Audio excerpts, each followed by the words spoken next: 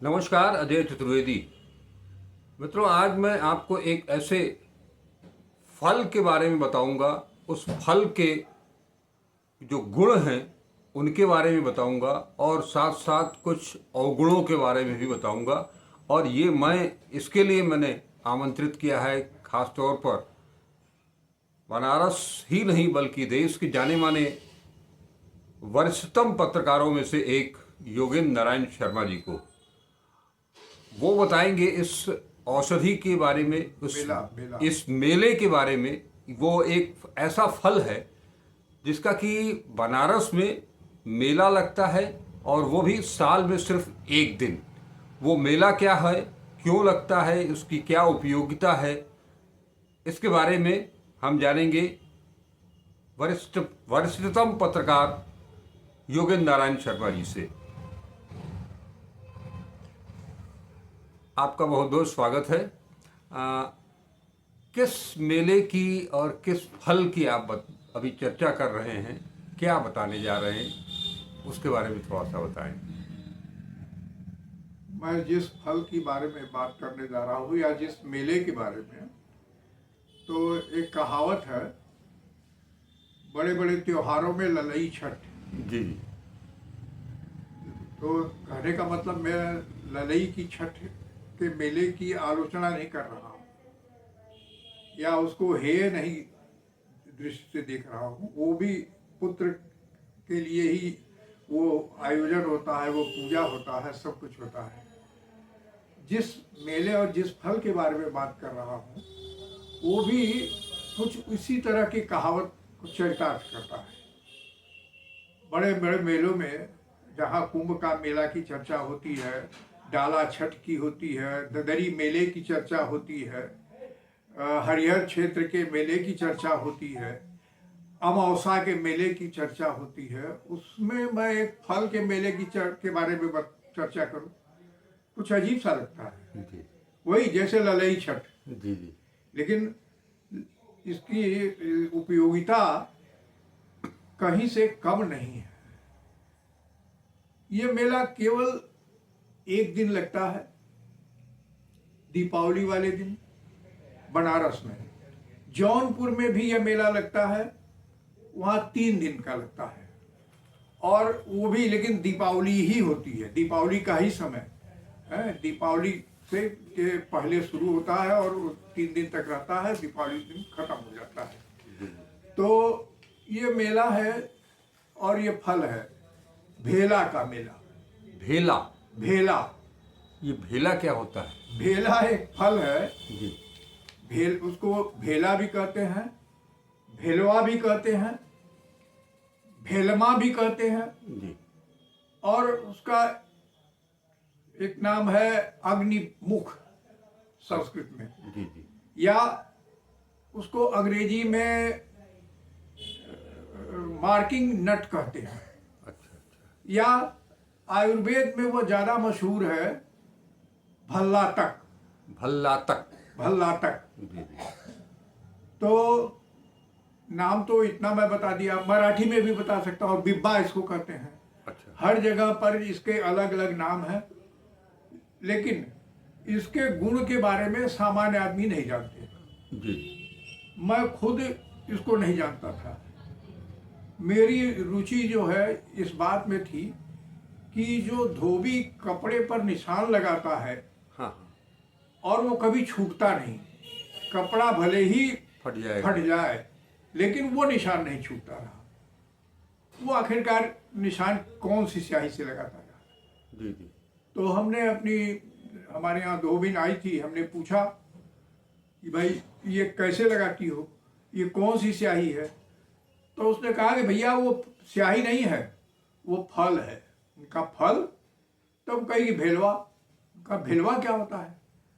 कहे भेलवा फल जो है ये काले रंग का होता है और हम लोग उसके रस को अपने हाथ से नहीं छूते।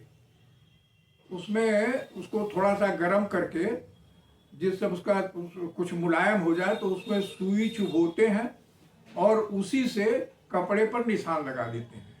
लेकिन अगर हाथ पर लग जाए तो वो छाला पड़ जाता है। अच्छा। इतना खतरनाक है, माने उसका गुण है कि अगर शरीर पर कहीं लग जाए तो छाला पड़ जाता है। तो मैं चौंका कि ये कौन फल है।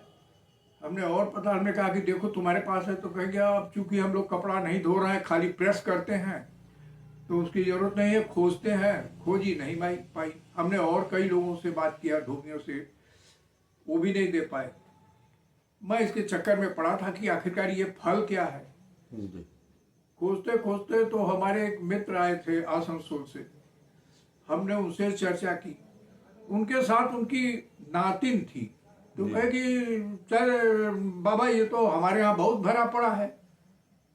कहाँ है? तो वो मूलतः छत्तीसगढ़ की थी। अच्छा। पिंडरा रोड की। कहे हमारे यहाँ तो बोरो में है। कहा बोरो में है? कहा हाँ, ये जहाँ जहाँ पर ये रखा जाता है वहाँ कोई जाता नहीं क्योंकि खुजली होने लगती है। अच्छा। हम कहा भाई वहाँ जाने से खुजली होने लगती है? कहा हाँ, जल्दी वहाँ कोई जाता नहीं है। तो हम कहा अच्छा तुम हमको भेज देना।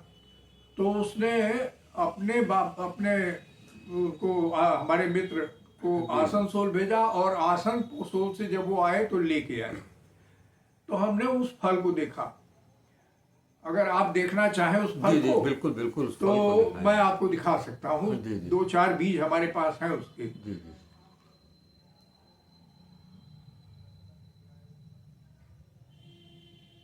देखिए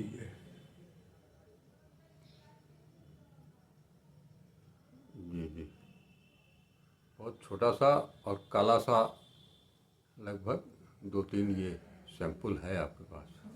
ये नजदीक से देखना, नजदीक से देख लीजिए।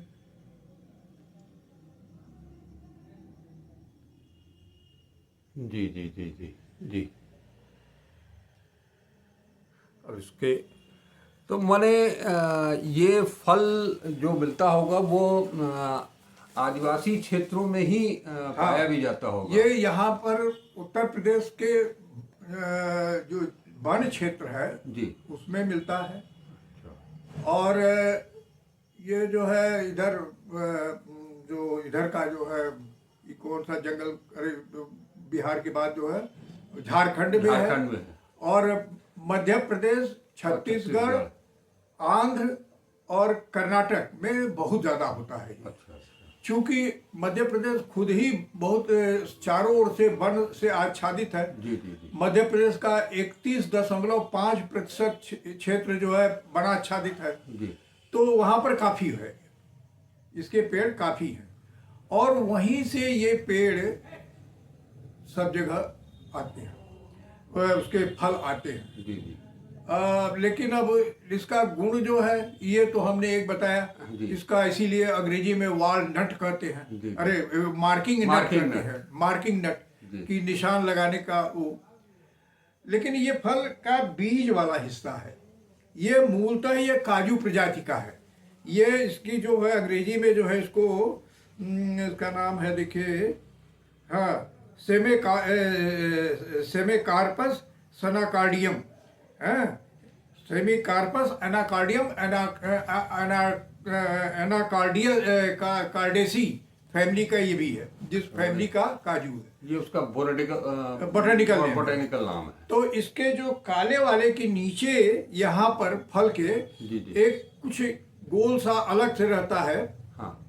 वो पकने पर एकदम नारंगी रंग का, लाल रंग का हो जाता है जी जी।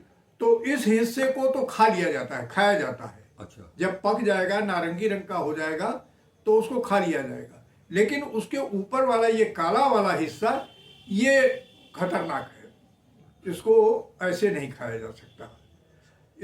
इसको खिलाया जाता है, इसका रस पिलाया जाता है, लेकिन ये खास तरीके से इसको शोधित किया जाता है, तैयार किया जाता है, और इसका उपयोग बहुत ज़्यादा है। मैं जिस भेला मेला की बात कर रहा हूँ जी जी, जो कि बनारस में लगता है, बनारस में मड़ुआडी में। अब आप मड़ुआडी कोई ऐसी जगह तो है नहीं, कोई बहुत धार्मिक क्षेत्र है जहाँ पर कि वहाँ कोई इस तरह का मेला हो। तो मेले तो धार्मिक होते हैं, व्यावसायिक होते हैं, कुछ आर्थिक जो है मेल मिलाप के होते हैं, जी लेकिन इसको किस श्रेणी में रखा जाए? ये तो परोपकार ही ज्यादा इसमें है हाँ, कि वो केवल एक दिन, दीपावली वाले दिन सुबह 10 बजे से लेकर के और रात के दूसरे दिन 10 बजे तक वहाँ पर वह लोगों को इस भेले का रस पिलाने के लिए बैठते हैं। अच्छा और इस भेले के रस की यह खासियत है कि ये श्वास से संबंधित बीमारियों को ठीक करता है, घुटने के दर्द है, जॉइंट पेन के लिए भी है, और चर्म रोगों के लिए भी है, जो इतना खतरनाक है कि लग जाए रस तो वो जो है वहाँ पर घाव कर देता है। इसी का रस जो पिलाते हैं वो उनके रोग को ठीक भी करता है। ये इतना, जब रस इसका बहुत इतना घातक है कि वो छू जाएगा तो छाला पड़ जाएगा, तो उसको पिलाएंगे उसका कैसे? ये इसको पिलाने के पहले इसका शोधन भी करते हैं। अच्छा, ये असल में अब एक ये भी सवाल आप पूछ सकते हैं कि दीपावली वाले ही दिन क्यों? तो दीपावली वाले दिन असल में इसी समय इस फल का हरा यानी कच्चा फल मिलता है। अच्छा अच्छा, जिसका कि रस पिलाया जाता है। पकने पर तो ये काष्ठ फल जैसा लगता है। तो इसका जो है ला करके, और जो कुछ खास लोग हैं 3 पीढ़ी 4 पीढ़ी से यही काम करते हैं पिलाने, जिसकी तो दवा पिलाने। हाँ, तो हमको एक राकेश नाम के यहाँ पर लड़के ने बताया जो ये पिला रहा था दवा। एक गेंदा प्रसाद सोनकर थे, उन्होंने से भी बातचीत हुई तो उन्होंने कहा कि हमारी ये 3री पीढ़ी है, 4थी पीढ़ी है जो हम लोग ये काम करते हैं एक दिन के लिए। तो कहा कि कैसे? तो कहा कि देखिए हम इसका जो है इसको पहले उबाला जाता है, लेकिन क्या किया जाता है ये मैं नहीं करता, मेरी दादी करती हैं।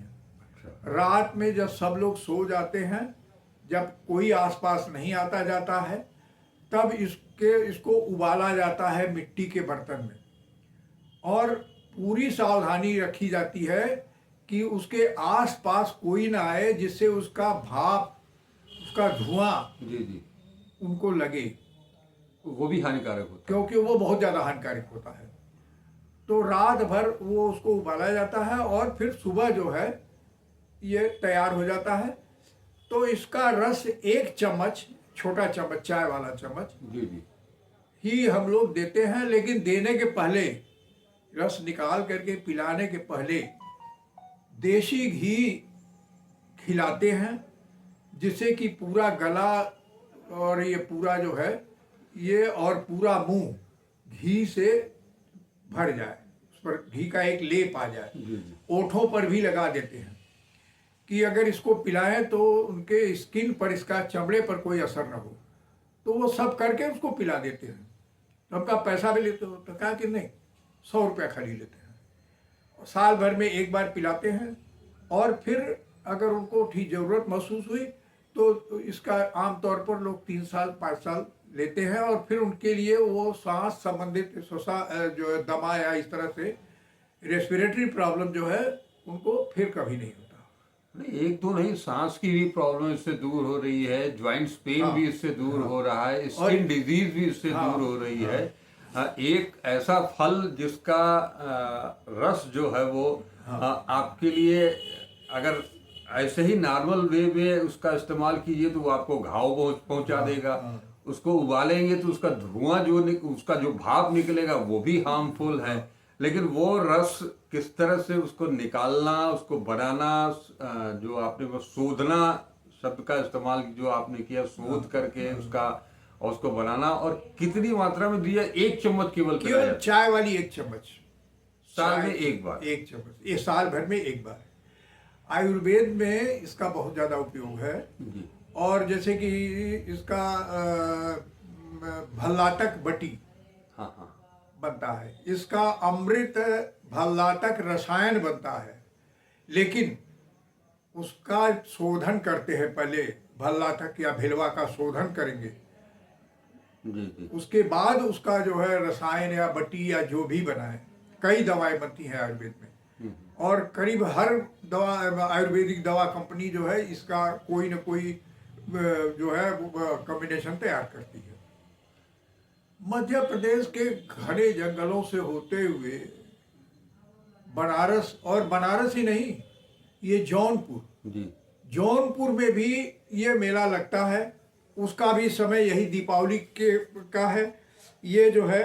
लेकिन इसमें तमाशा ये है कि धार्मिक आयोजन स्थान पर अगर कोई मेला आयोजित होता है जी तो वो मेला उसी जो जिस देवता या जिस धर्म के वो उससे संबंधित माना जाता है, जी हो जाता है। लेकिन ये भेलवा का मेला या भेला का मेला ऐसा मेला है जो कि जहाँ पर लगता है ये जौनपुर में गिरधरपुर ख्वाजा सराय में ये लगता है। और जिस दरगाह पर लगता है उस दरगाह का नाम ही है भेलैया दरगाह। यानी इसकी लोकप्रियता इतनी ज़्यादा है कि उस दरगाह का नाम ही हो गया भेलैया दरगाह। अब और कहाँ कहाँ लगता है ये मैं नहीं जानता। उत्तर प्रदेश के मेलों की सूची में इसका कहीं नाम है ये भी नहीं जानता। उत्तर प्रदेश में करीब 2275 मेले होते हैं, लेकिन उसमें इसका नाम है कि नहीं है हमें लगता है कि निश्चित होगा, क्योंकि पुलिस जो है इस मेले की व्यवस्था देखती है। आसपास की सड़क पर नहीं जाने देते, मड़ुआडीह में उस सड़क पर भीड़ होने की वजह से नहीं जाने देते हैं। और इस मेले में जो है निम्न मध्यम वर्ग के लोग ही ज़्यादा दिखाई दिए। मेले में भेला जो बिक रहा है या जो गांव में उत्पादित वस्तुएं हैं उनकी बिक्री देखिए। औरतों की जो प्रसाधन की सामग्रियां हैं जो सड़कों पर मेलों में अक्सर दिखाई देती हैं वो तो अलग है, लेकिन अब खटिया है, मचिया है, सूप है, दौरा, ये सब जो है जो गांव में तैयार होती है और जो निम्न वर्ग के लोग तैयार करते हैं उसकी बिक्री बहुत ज़्यादा दिखाई देती है। वहीं पर ज़्यादा बिकता है और कुछ कम दाम में बिकता है, तभी लोग खरीदते भी हैं। एक तरफ से ये पूरा हमारे अतीत को और ग्रामीण परिवेश में किस तरह से मेले लगते थे और लोग जाते थे और वहाँ खरीदारी करते थे, गृहस्थी के भी सामान को खरीदते थे, उस टाइप का ये मेला लगता है। देखिए ये जो है इस तरह तो है ही है ये, लेकिन इस तरह के कुछ मेले और बनारस में और उसके आसपास लगते हैं जिन पर कभी फिर मैं चर्चा करूंगा और उसका महत्व भी अलग है, उसको भी बताऊंगा। लेकिन ये जो है इसका आयुर्वेदिक महत्व जो है, औषधीय महत्व, ये औषधीय महत्व को लेकर के एक इतना बड़ा मेला आयोजित हो, और कम से कम 2 जगह तो मैं जानता ही हूँ कि जहाँ पर कि ये मेला होता है, और 3 दिन का वहाँ मेला लगता है, तो यहाँ जो है 24 घंटे का लगता है। जौनपुर में ख्वाजा सराय जो लगता है वो 3 दिन का होता है। और पूरे उस दरगाह का नाम जो है, यानी जिसकी दरगाह नहीं है उसकी पहचान नहीं, गायब हो गई। वहाँ पर जो है भेलैया जो है भेला जो है ये भल्लातक जो है वो महत्वपूर्ण हो जाता है, उसके नाम पर हो गया। बहुत आपने बहुत अच्छी जानकारी दी, और शायद जैसा आपने बताया कि मेलों की लिस्ट में इसका नाम होगा, लेकिन आम तौर पर जो बड़े बड़े मेले, हालांकि सब्जियों का नाम करेंगे, और आपने बरेठा धोबी का नाम लिया तो एक मेला यहाँ पर लोटा भंटा का भी लगता है वरुणा के किनारे, तो वो एक प्याला का मेला वो लोग लगाते हैं। इस तरह की जो पिछड़ी जातियां हैं या आदिवासी बहुल जो लोग हैं वो लोग इस तरह के, इसीलिए शायद जरूरी है कि उनकी सभ्यता को, उनकी संस्कृति को, उसको हमको बचाए रखना चाहिए, ताकि ये चीज़ें हमारे बीच में आवें, उनको प्रसारित करना चाहिए। आपने जो उल्लेख किया लोटा भंटा का मेला जी या प्याले का मेला, इस पर मैं कभी अलग से बात करूँगा। बिल्कुल बिल्कुल बिल्कुल। लेकिन सबसे बड़ी बात है कि इन जो मेलों का क्षेत्र है उस पर लोगों का कब्जा हो कर रहे हैं लोग जी, और वो सिमटते हुए जो जिस मैदान में, जिस जगह बगीचे में होता रहा, वहाँ से अब मेला सड़कों पर थोड़ी सी जगह में आयोजित हाँ। होने लगा है। तो बहुत से मेले ऐसे हैं जिसकी जमीन पर कब्जा हो रहा है, लोग चिल्ला रहे हैं, लोग एप्लीकेशन सरकारी कार्यालयों में दे रहे हैं, लेकिन कार्रवाई बहुत कम हो पा रही है, नहीं के बराबर। तो कम से कम इस जो इतने महत्वपूर्ण मेले हैं जिनसे इतने लोगों का जुड़ाव होता है और इतने लोग जुड़ते हैं, मिलन होता है इतने लोगों का, उस क्षेत्र को तो बख्शा जाए, उसको मुक्त रखा जाए, तो ये बड़ा काम हो जाएगा। निश्चित तौर पर आपने हमारे दर्शकों को बहुत महत्वपूर्ण ये जानकारी दी है और हम चाहेंगे कि इस कड़ी को निश्चित तौर पर आगे भी बढ़ाया जाए। हम लोग आगे अलग अलग मेलों पर चर्चा करेंगे, लेकिन आज जो आपने भेला का मेला, भेलवा का मेला और वो भेला फल के बारे में, उसकी औषधियों के बारे में, उसके गुण के बारे में इतनी विस्तार से जानकारी दी, इसके लिए हम आपका बहुत बहुत आभार, बहुत बहुत शुक्रिया। दोस्तों, हम इस तरह से ऐसे खोजी पत्रकार भी आपको बहुत कम मिलेंगे जो जिनकी जिज्ञासा के बल पर ही उनकी पत्रकारिता है। यही पत्रकारिता आपने पूरे जीवन इसका अनुसरण किया है, इसका पालन किया है, खोजी पत्रकारिता। अब हम आज इस चर्चा को यहीं पर विराम देते हैं। अगली कड़ी में हम मिलेंगे किसी एक नए मेले के साथ, किसी एक नए उपकरण के साथ, किसी नए फल के साथ फिर मिलेंगे। तब तक के लिए आज्ञा दें। नमस्कार। अजय चतुर्वेदी।